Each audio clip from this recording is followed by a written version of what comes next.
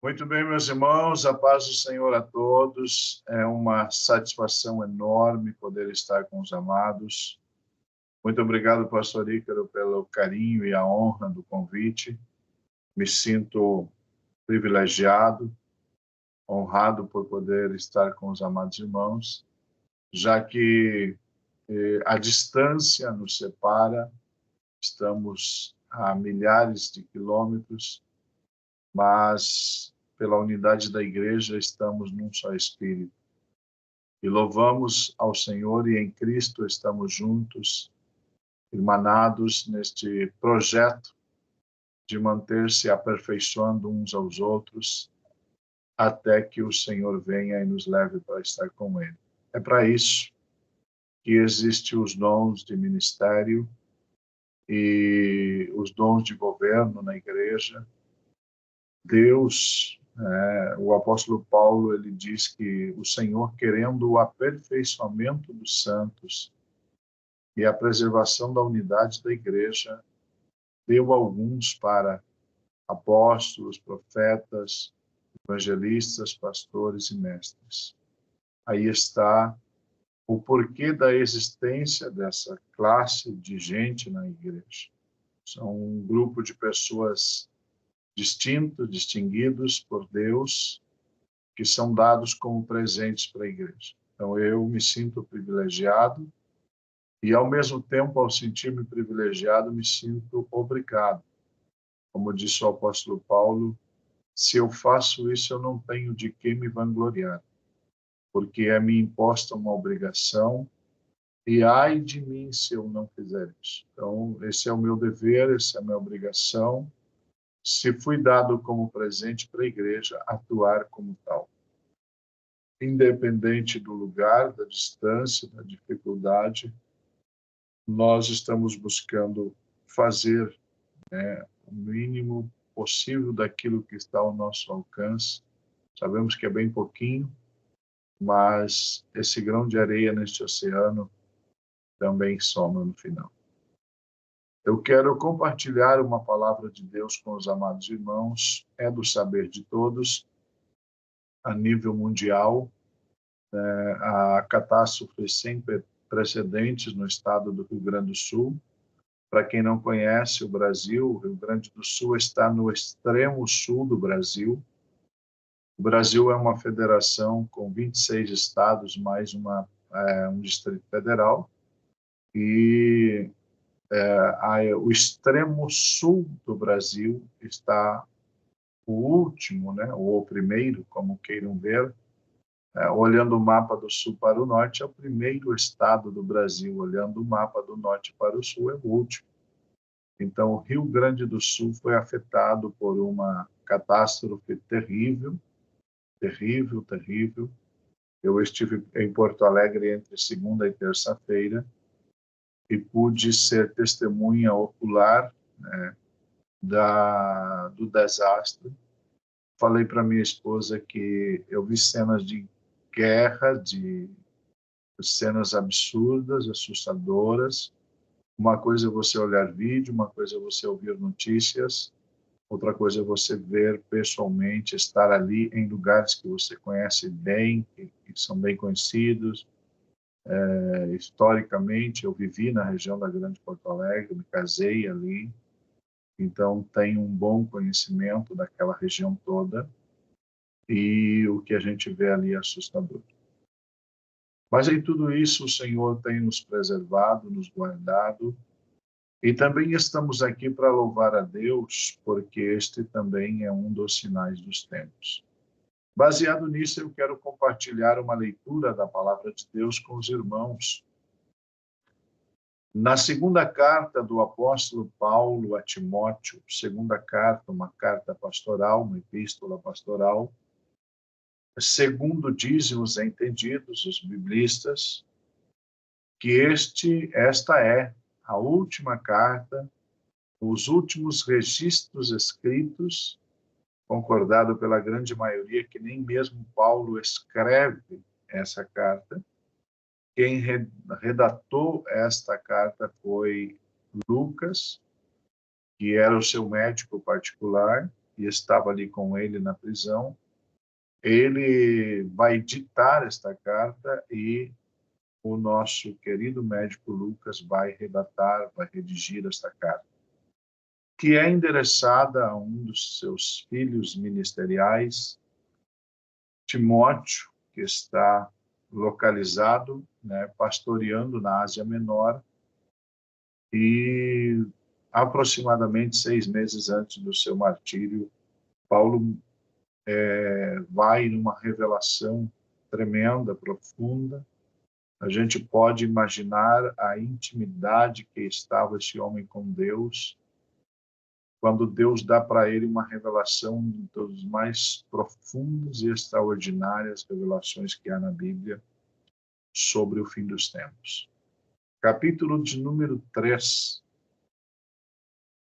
Capítulo de número 3, extrema corrupção nos últimos tempos. O apóstolo Paulo escreve a Timóteo dizendo assim: sabe, porém, isto, que nos últimos dias sobrevirão tempos trabalhosos, porque haverá homens amantes de si mesmos, avarentos, presunçosos, soberbos, blasfemos, desobedientes a pais e mães, ingratos, profanos, sem afeto natural, irreconciliáveis, caluniadores, incontinentes, cruéis, sem amor para com os bons, e traidores, obstinados, orgulhosos, mais amigos dos deleites do que amigos de Deus, tendo aparência de piedade, mas negando a eficácia dela. Destes, afasta-te, porque deste número são os que se introduzem pelas casas e levam cativas mulheres nécias, carregadas de pecados, levadas de várias concupiscências, que aprendem sempre e nunca podem chegar ao conhecimento da verdade. Como Janes e Jambres resistiram a Moisés, assim também estes resistem à verdade, sendo homens corruptos de entendimento e réprobos quanto à fé. Não irão, porém, avante, porque a todos será manifesto o seu desvario, como também o foi o daqueles. Meus amados irmãos, o apóstolo Paulo reúne aqui uma lista de 20 diferentes aspectos de depravação moral e espiritual do ser humano. Claro que dificilmente nós vamos encontrar uma pessoa sozinha reunindo esses 20 aspectos de comportamentos depravados, de comportamentos que evidenciam uma total perda de percepção, de sensibilidade do mundo espiritual, e que a vida é muito mais além do que vivemos aqui. Um dos grandes êxitos de Satanás, através do espírito do anticristo, e principalmente no meio evangélico, no meio cristão, tem sido a condição em que o anticristo, o espírito do anticristo, convenceu as pessoas a viverem uma vida totalmente conectada, ligada às coisas daqui, esquecendo-se de uma eternidade, esquecendo-se de que o mundo em que nós vivemos, disse o apóstolo Pedro, que aqui somos peregrinos e forasteiros. Logo, sendo peregrinos e forasteiros, nossa passagem aqui é curta, nosso lapso de tempo aqui é ínfimo diante de uma eternidade, que pode ser ela com Deus ou sem Deus, também chamada de vida eterna ou morte eterna. O sábio escreve dizendo que, para os inteligentes, o céu é para cima, para se livrar do inferno que é para baixo. Essa dualidade sempre houve, né? Noite, dia, trevas, luz, caminho estreito, caminho largo, porta estreita, porta larga. Sempre há essa dualidade, verdade e mentira, para que o ser humano tenha a opção de fazer a sua escolha diante do seu livre-arbítrio. Lembrando que o livre-arbítrio ele é limitado à nossa escolha. Porque a partir do momento em que nós efetuarmos, tomarmos a nossa decisão e efetuarmos a nossa escolha, o livre-arbítrio já não tem mais função naquela condição. Porque a partir dali nós vamos passar a viver do que nós escolhemos, ou seja, a consequência daquilo. A Bíblia diz: ninguém se engane, de Deus não se zomba.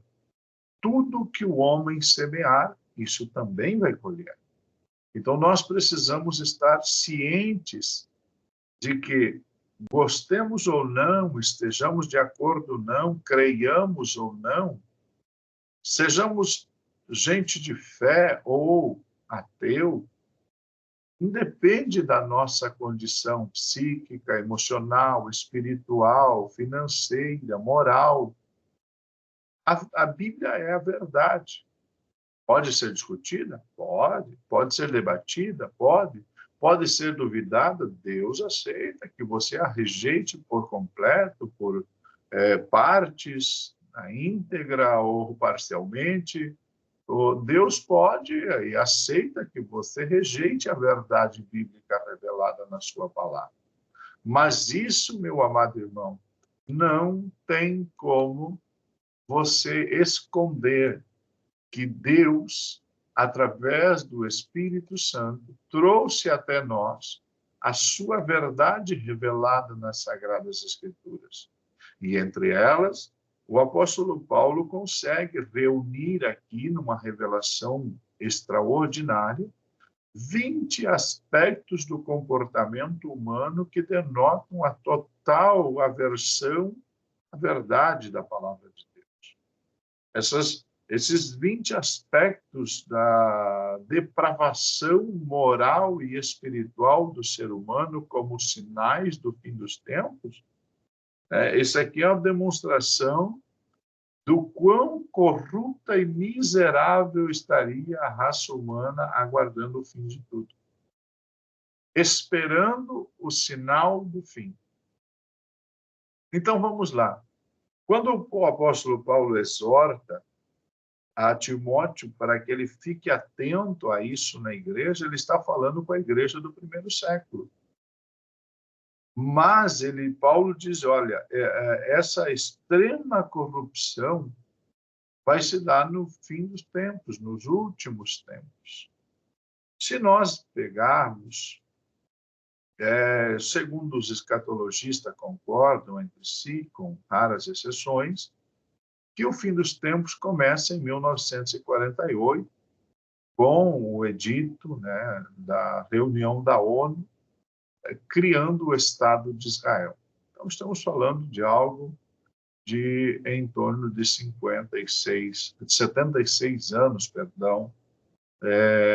que o fim dos tempos começa. Se nós partirmos deste princípio interpretativo, nós cremos que uma geração inteira está passando, que aqueles que nasceram em 1948, de 1948 para cá, muitos já se foram. Eu tenho, inclusive, meu pai, que nasceu em 1954 e já partiu para a eternidade. E assim como muitos milhares e milhões de pessoas que nasceram ali naqueles primeiros anos da criação do Estado de Israel, que hoje estariam com 70 e alguma coisa, que já se foram, partiram para a eternidade. Esta geração está deixando a sua história, está passando, e entra uma geração, né, que vem caminhando a passos largos para receber o anticristo de braços abertos. Se nós tomarmos que uma geração fosse em torno de 40 anos, de 1948, então nós estaríamos falando de uma geração de 1988 para cá, né? E aí estamos olhando para uma geração de 1988 para cá, que está aí com 35 anos, 36 anos, 30 e poucos anos de idade. Essa geração é uma geração, outro dia eu estava dizendo, que essa geração agora gerou uma nova geração, que está sendo preparada, está sendo moldada, lapidada nas escolas, por professores comprometidos, por um sistema comprometido com o espírito do anticristo. Está sendo preparada uma geração inteira para receber o anticristo, abraçá-lo de braços abertos e dar as boas-vindas a ele.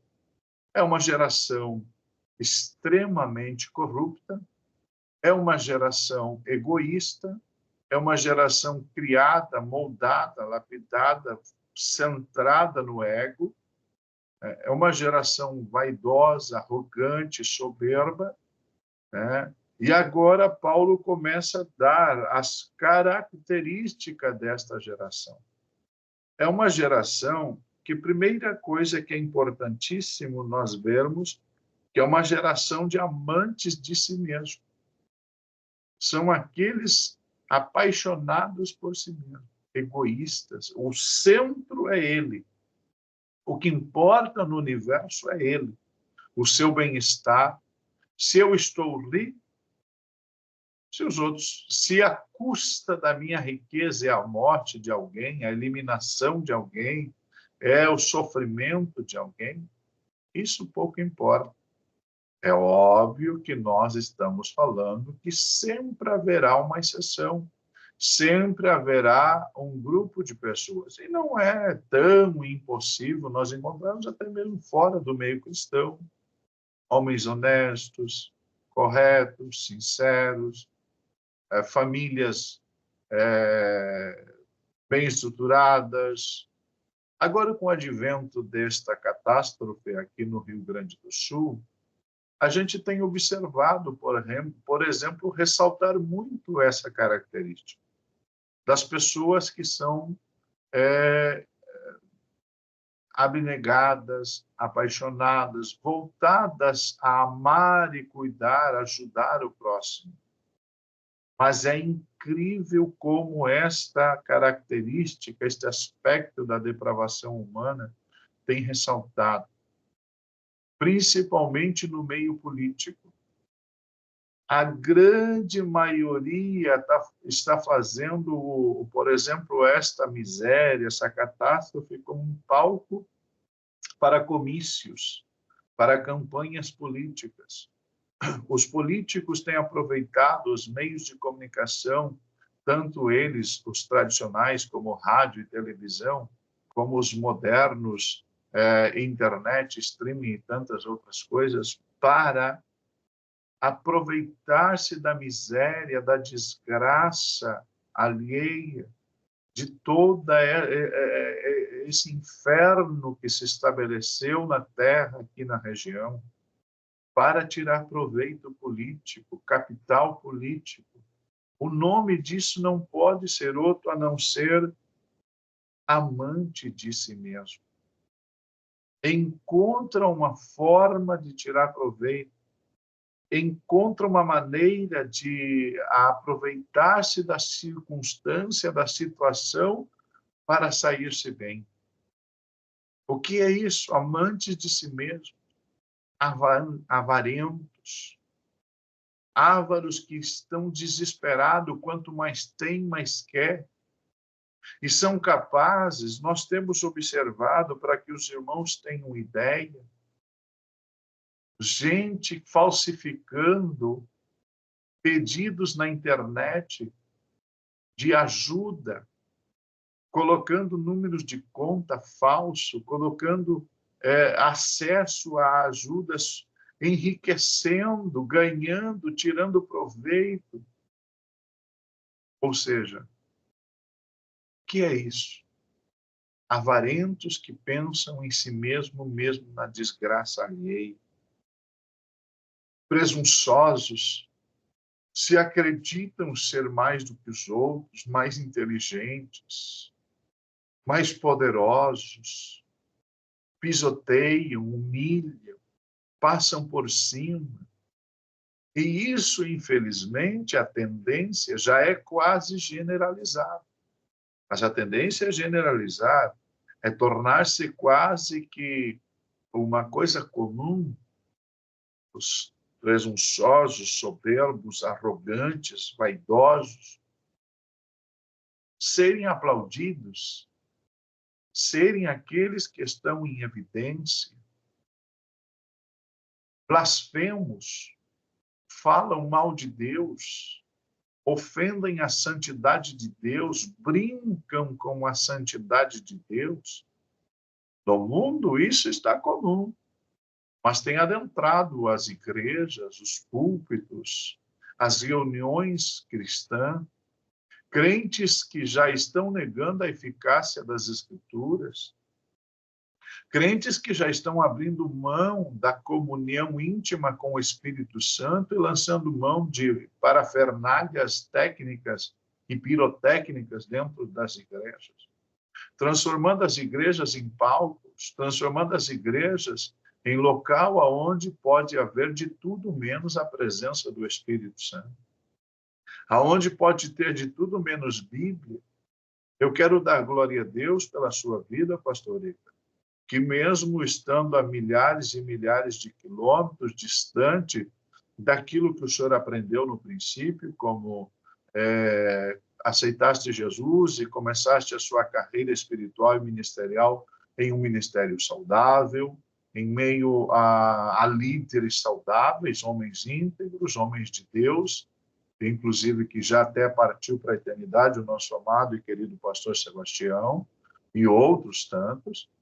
E eu quero dar glória a Deus porque o Senhor, mesmo estando a milhares de quilômetros, continua amando a Bíblia, continua preservando o que aprendeste, continua guardando, e espero, né, o Senhor já com seus quase 70 anos de idade, que o Senhor Deus o guarde, o preserve, amando as Sagradas Escrituras. Porque essa é uma característica que se está esvaindo, que está desaparecendo dos nossos púlpitos.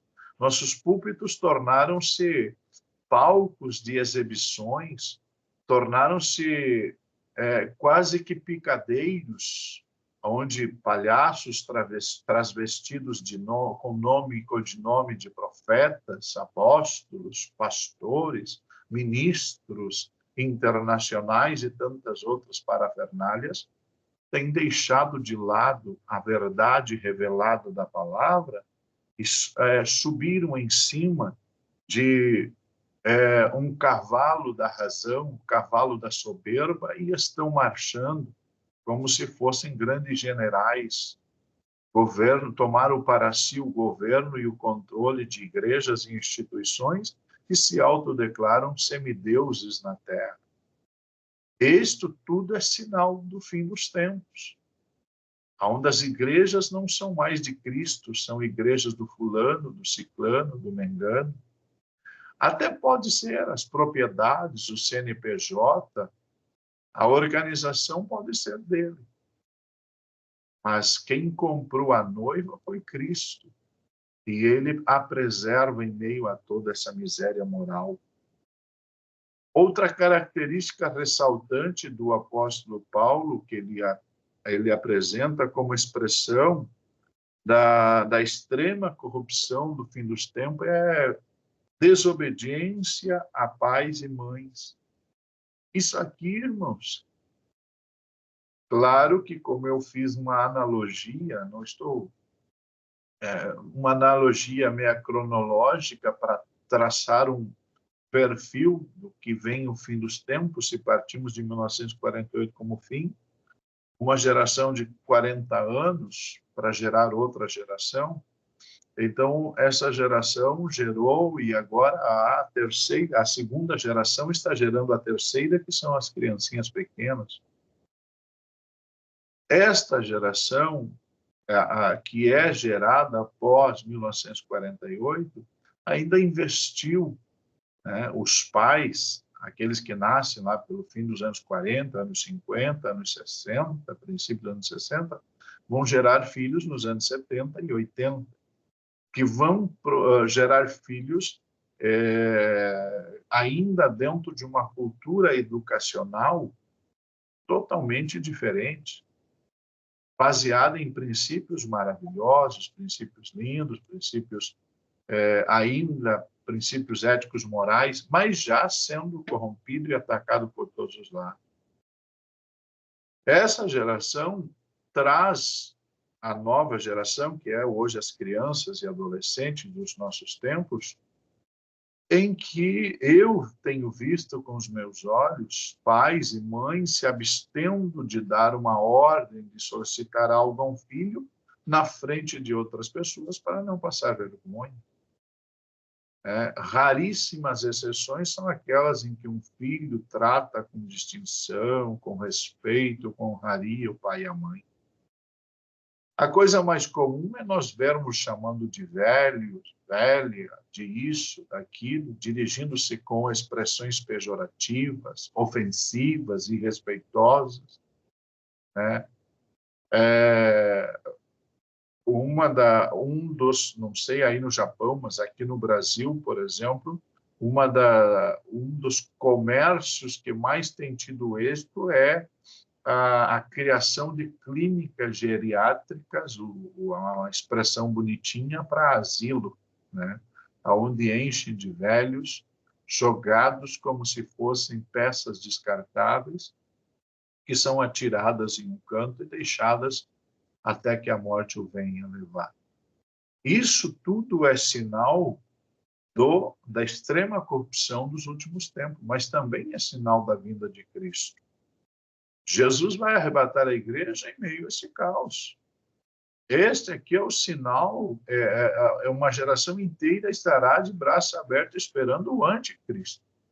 Só que no meio dela haverá os preservados, aqueles que, em vez de desprezar pai e mãe, amam pai e mãe. Eu tenho minha mãe viva, graças a Deus. Tenho meu sogro e minha sogra, e no caso do meu sogro e minha sogra, ainda a minha esposa é filha única. Então, eu sempre digo para minha esposa, sempre conversei com ela, e já disse isso para os meus sogros e para minha mãe, vocês têm que orar para que eu não vá antes de vocês, porque se eu não for antes de vocês, eu dou minha palavra como homem de Deus e palavra de honra, de que vocês não conhecerão um asilo, uma casa geriátrica, porque esse é um dos sinais do fim dos tempos. Filhos que não têm tempo para honrar pai e mãe. Achar que honrar pai e mãe é obedecer, é dizer sim, sim, sim, sim, sim. Não, honrar pai e mãe é cuidar deles na sua velhice, porque ele cuidou de você quando você era criança. Honrar pai e mãe é cuidar dele nas suas necessidades, reais necessidades, quando você, nas suas reais necessidades, ele estava lá presente cuidando de você. Mas esse é um dos sinais, desobedientes a pais e mães, ingratos. Uma das feridas mais profundas na alma do ser humano é receber como pagamento de um bem feito a ingratidão. A ingratidão é uma das feridas mais profundas e doloridas que o ser humano recebe como pagamento daqueles aos quais um dia você estendeu a mão, você ajudou, você cuidou, você protegeu. E, infelizmente, todos nós teremos que conviver com a ingratidão. É uma das dores mais agressivas e desagradáveis. Nós precisamos aprender a ser gratos. Como filhos de Deus, como servos de Deus, como cristão que vai morar no céu, nós precisamos aprender a ser gratos, agradecidos. É uma coisa que, infelizmente, hoje nem muito obrigado, thank you, graças. Parece que as pessoas têm dificuldade em falar essas expressões. Nós precisamos aprender a ter esta amabilidade de reconhecer que necessitamos e que quando nos ajudaram na necessidade, o mínimo que eu posso fazer é ser agradecido. Mas um dos aspectos da depravação moral do ser humano dos últimos tempos é a ingratidão. Profanos. O que dizer da profanação dos tempos em que estamos vivendo? Irmãos, isso é tão absurdo, é tão assustador, principalmente no meio cristão, porque se a gente sair para o mundo, bom, o mundo jaz no maligno. Mas nós olhamos para o meio cristão, para o meio evangélico, para aqueles que dizem que esperam Jesus, que dizem ser a noiva do Cordeiro. E nós vemos o que alguns são capazes de praticar e outros não praticam, mas são inseridos no que Paulo diz aos Romanos 1:32, que não é só quem faz, mas quem vê, quem está observando, quem sabe do que está acontecendo e não denuncia. Lembrando que Deus disse a Moisés, lá em Levíticos, capítulo 5, versículo 1, que se você soube de alguma coisa, ouviu algo, e não denunciar, o pecado e o castigo de quem fez será para você também. Então, nós temos obrigação, segundo as Escrituras, de denunciarmos, de falarmos. Mas esse chato, esse quadrado, esse fanático, não importa quais são os adjetivos pejorativos que possamos receber, nós temos o dever de denunciar. Anunciar a verdade e denunciar a falsidade, denunciar o pecado, denunciar a miséria moral e espiritual. Não é mais tempo, não podemos, nunca podemos, nunca foi possível, nunca foi permitido, mas se há um tempo que não se permite, o mínimo de dúvida de ficar em cima do muro é este tempo. Ou estamos na luz ou estamos nas trevas. Nunca houve lugar para o morno. Jesus já diz lá no começo, no princípio da era cristã, no primeiro século, ele diz: você não é quente nem frio, oxalá fosse frio. Mas você não é quente nem frio, é morno. Morno é insuportável, é nauseante, é causador de desejo de vomitar-te. Eu estou a ponto de vomitar-te. Isso é náusea. Então, nós precisamos ter um princípio de vida cristã.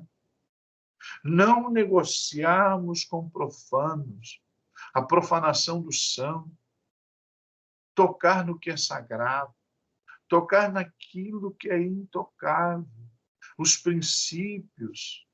Não remova os marcos, não remova os limites, os princípios da vida cristã, o modus vivendi cristão não pode ser negociado.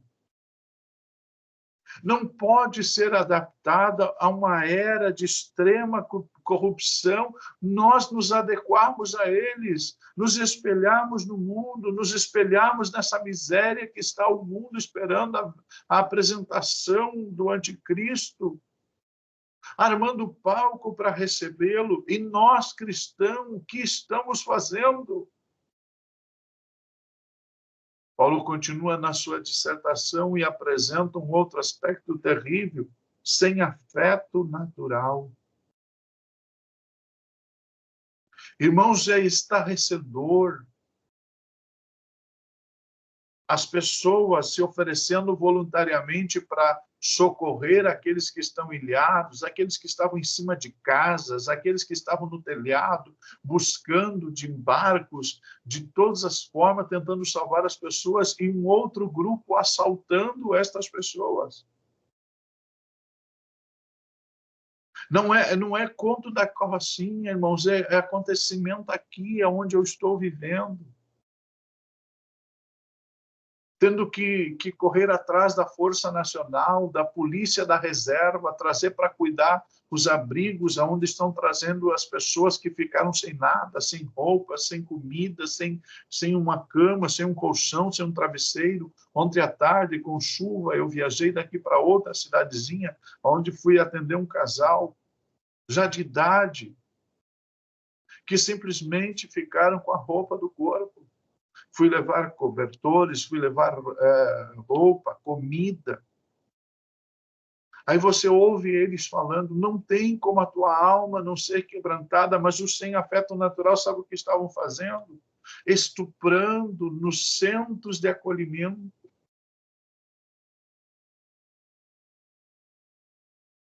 Aqui na minha cidade, irmãos, as pessoas saíram correndo, desesperadas de casa, veio a tormenta, arrebentou tudo, levou embora a casa, levou animais, levou tudo que tinha. Quando baixou as águas, sabe qual foi os primeiros que passaram pelas propriedades? Os ladrões, levando o restinho que a natureza deixou para trás. Isso, meus irmãos, é a demonstração clara e nítida de que esta revelação é tão séria, tão extraordinária. A desgraça alheia é a possibilidade de eu surrupiar, pegar alguma coisa. Onde está a empatia? O que é empatia? É a capacidade de se colocar no lugar da pessoa. A capacidade de sentir. Eu falei para minha esposa, eu voltei, cheguei terça-feira de noite de Porto Alegre, eu disse, eu estou com a minha alma quebrantada, arrebentada, eu estou tocado de uma forma terrível. Nossa igreja, ali na região de Porto Alegre, os nossos irmãos, nossos pastores, nossos obreiros, nossas irmãs, jovens, adolescentes, noite e dia trabalhando. Estamos ali com 12 centros de acolhimento, atendendo mais de 1.000 pessoas por dia. Comida, água, pessoas chamando 7 horas da manhã pedindo se podia levar água, que estava 2 dias sem água, sem luz, 10 dias, fora de casa 10, 12, 15 dias. Mas tem gente que acha que isso não sente nada, não tem sensibilidade, não consegue perceber que é um ser como ele. O nome disso é falta de afeto natural, um aspecto da depravação moral final do ser humano. Irreconciliáveis. Se foi o tempo em que uma pessoa errava, 2 pessoas entravam em desacordo, um assunto mal entendido, um problema que ocorreu, e a gente sentava, dialogava, conversava, ouvia as partes e chegávamos a uma reconciliação, nos abraçávamos, chorávamos, nos perdoávamos, e o amor de Deus era derramado, e a comunhão e a intimidade. Hoje nada disso mais acontece. Você nem pode colocar 2 pessoas numa sala para conversar que afloram os sentimentos mundanos, carnais. Se bobear, saem no tapa, brigando, ofendendo, falando coisas absurdas. As pessoas antigamente pecavam, falhavam, erravam, como hoje. Só que tinha uma diferença. Já entravam no gabinete pastoral chorando. Já entrava de arrasto, humilhado, olhando para o chão, banhando o rosto em lágrimas. Hoje, entram de peito estufado, nariz empinado, se achando com razão. Outro dia, uma irmã praticou algo, um pecado, e disse assim, eu fiz e não estou arrependido. Fiz e está bem feito. E se tiver que fazer de novo, eu faria. Então, o senhor pode fazer o que o senhor quiser comigo, mas eu fiz. Então, nós precisamos parar e olhar para isso e colocarmos, meus irmãos, o dedo na consciência e começarmos a pensar: o que falta para Jesus voltar? O que é que está faltando para Jesus voltar? Nada. Os caluniadores, detratores, mentirosos, traiçoeiros, pessoas cruéis, sem amor, sem misericórdia, pessoas, meus irmãos, que não há problema nenhum para trair, não há problema nenhum para quebrar um contrato, para fazer um distrato, é a coisa mais simples que tem. Prometem sentado, não cumprem de pé. E isso veio para dentro do nosso meio, da nossa convivência. Homens com títulos de homens de Deus, que na tua frente falam uma coisa, lá pelas costas falam outra. Isso é triste, isso é sinal da depravação moral. O fim chegou. Obstinados, traçam um objetivo: eu vou ser presidente da convenção, vou presidente de uma igreja, eu vou ser isso, e não importa se tiver que fazer de escada a cabeça de quantos for necessário, eu vou chegar no meu destino final. Correm atrás de títulos, de nomes, de renomes e de aplausos. O que é isso, pastor? Sinal do fim dos tempos. Tem aparência de piedade, mas na verdade nega a eficácia dela. Afasta-te desta gente. E como é que eu faço, pastor? Capítulo 3, versículo 10, Paulo diz: tu, porém,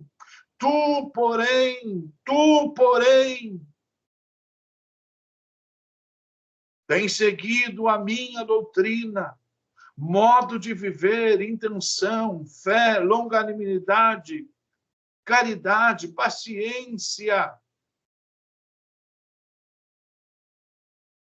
Isso é o que deve fazer um cristão. Exemplo, meus amados irmãos, estão cada vez mais raros. Homens que podem fazer como o apóstolo Paulo, diz: seja meu imitador, eu sou de Cristo, está cada vez mais raro. Mas sempre Deus preservou homens assim. Sempre Deus guardou, sempre Deus trouxe a nós, permitiu que em meio a cada geração desfrutou e aproveitou e teve no meio da igreja homens assim, servos e servas de Deus, que são verdadeiros espelhos, refletores da glória, da presença de Deus. E a esses nós devemos seguir. A doutrina que eles pregam é a verdade, é a palavra, é Bíblia. São homens que renderam-se por inteiro, que decidiram cada manhã crucificar a sua carne, negar-se a si mesmo, tomar a sua cruz, seguir a Cristo, e nós termos eles como parâmetros morais, espirituais. Não se afastar da doutrina que aprendemos, não se afastar do ensinamento, do conhecimento da verdade, não se afastar daquilo que Cristo trouxe a nós através da Bíblia, através da palavra, através de homens comprometidos com a verdade, mulheres de Deus, que têm um modo de viver, um modo de viver íntegro, correto. Não somente em palavrario, não somente em discursos, mas a sua vida é um livro aberto, um caráter ilibado, intocável, homens que não se metem em negócios espúrios, homens que não se contaminam com este mundo, homens que realmente decidiram viver o Evangelho. Segue essa doutrina. Não importa se padeças aflições, perseguições, calúnias, seja apedrejado, não importa. Paulo disse: olha, todos aqueles que quiserem viver piamente em Cristo vão padecer aflições, vão sofrer perseguições, mas nós devemos permanecer nisso, permanecer na palavra, porque toda a Escritura é para isso. A Escritura foi deixada para nos ensinar. E Deus sempre vai colocar homens comprometidos com a verdade. Que Deus nos guarde. Permita-me, para encerrar, dizer a cada um dos senhores e senhoras: isso não é questão de fé. Isso não é uma questão se você crê ou você não crê. O arrebatamento é um fato declarado, explícito, escriturístico, é uma verdade bíblica inegociável. É uma doutrina que foi deixada como parâmetro, como se fosse uma corda de escape, de socorro para nós agarrarmos, para nossa fé nunca fraquejar. Porque a bendita esperança do crente não é dias melhores, a bendita esperança do crente não é que isso aqui vai melhorar, que os cientistas vão achar uma saída, que o negócio vai funcionar, que vai dar tudo certo, que vai ser isso, que vai ser aquilo. Não, a bendita esperança do crente é o aparecimento em glória de nosso Senhor. Jesus vai voltar. Estejas tu preparada, estejas tu preparado, meu irmão. Não seja inserido, revisa aí na tua casa, capítulo 3, a segunda carta de Paulo a Timóteo, capítulo 3, versículo 1 ao versículo de número 7.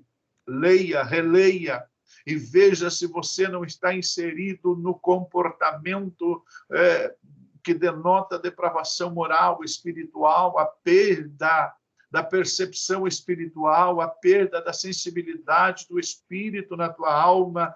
Por favor, olha para esses 20 aspectos da depravação moral, não te insira neste contexto, não seja achado entre eles. Se está, sai dela, povo meu, corre do meio disso, foge ao esconderijo do Altíssimo, te encontra debaixo do sangue do Cordeiro, limpa as tuas vestiduras e te submete à sã doutrina, à pureza do Evangelho, à comunhão constante com o Espírito Santo, e esteja todos os dias dizendo: Maranata, Maranata, Maranata, ora vem, Senhor Jesus, Ele vai voltar, esteja preparado, ainda que a humanidade se corrompa, não seja corrupto, não te renda, não te venda, não negocie o céu por um momento de prazer. Não negocie a eternidade por um momento de escape aqui. O Senhor está voltando. Prepara-te para encontrar-te com Ele. Em nome de Jesus. Aleluia. Deus abençoe. Glória a Deus. Senhor, nós te agradecemos nesse dia pela grandeza das tuas misericórdias. Estamos vivendo tempos difíceis, trabalhosos, cruéis. Está tão difícil, Senhor, continuarmos nessa batalha. Nós queremos ir embora contigo. Queremos estar para sempre na glória. Senhor, já não dá mais para estar neste mundo vil, corrompido. Mas enquanto nos permite estar por aqui, nos guarda, nos sustenta com mão forte e poderosa. Eu estou nesse momento compartilhando com os meus amados irmãos um momento, Senhor, em que o teu Espírito traz à minha alma a certeza de que vivemos os últimos momentos. Limpa-nos, Senhor, limpa os nossos corações, que não sejamos achados, Senhor, no grupo destes que estão nesta lista criada pelo apóstolo Paulo, revelada pelo teu Espírito Santo. Ajuda-nos a sair do meio dela. Ajuda-nos a viver uma vida íntegra, correta, cheia da tua presença, da tua glória, anelando a cada amanhecer o céu, a tua presença, Senhor. Aleluia, glória seja o Rei. O Senhor, entra agora com providência no lar do teu filho, da tua filha. Liberta, Senhor, do poder, do controle das trevas.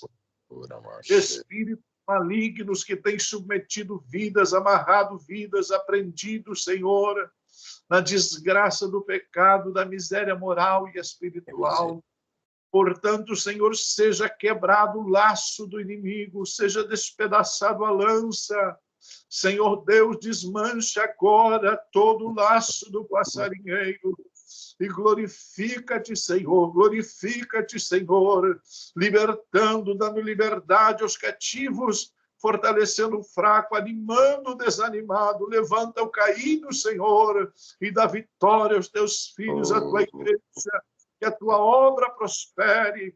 Instrumentaliza o teu servo, pastor Ícaro, os companheiros que lhe assessoram, os obreiros, as obreiras, os servos e servas de Deus que estão nesta nação, Senhor, fazendo a tua obra. Instrumentaliza a vida deles, não somente, Senhor, em Nagahama, em Hiroshima, em Osaka, Senhor, em todas as cidades por onde eles chegarem, onde estiverem, no trabalho, em casa, no bairro, no mercado, Senhor, aonde eles passarem, que a presença gloriosa do teu Espírito esteja sobre eles, que a tua glória repouse sobre a igreja, Senhor, sobre a noiva do Cordeiro, e que possam ser instrumentos de Deus na terra, que o teu nome seja glorificado, que sejamos agentes portadores, Senhor, de um despertar, de um avivamento final, de um sacudir, Senhor, das almas, das vidas, para estarem despertas e prontas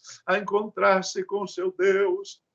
Em nome de Jesus eu oro, em nome de Jesus eu agradeço pela vitória do teu povo, agora e sempre. Amém e amém.